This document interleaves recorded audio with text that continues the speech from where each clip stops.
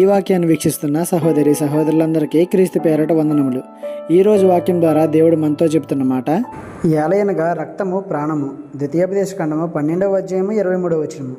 మనిషి శరీరంలో ఎన్ని అవయవాలున్నా రక్తం తన పని తాను చేయకపోతే, అసలు రక్తమే లేకపోతే మనిషి బ్రతకడం కష్టమే.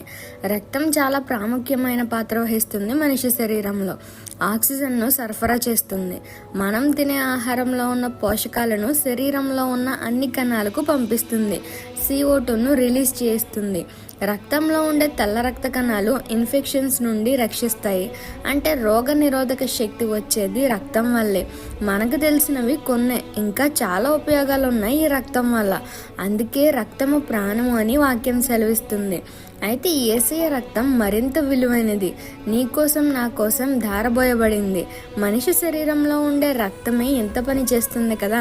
మరి ఆయన రక్తాన్ని సేవిస్తున్న మనం, ఆయన ప్రాణాన్ని మనలోకి తీసుకుంటున్న మనం ఇంకెంత పని చేయాలి, ఇంకెంతలా వాడబడాలి? మీరే ఆలోచించండి.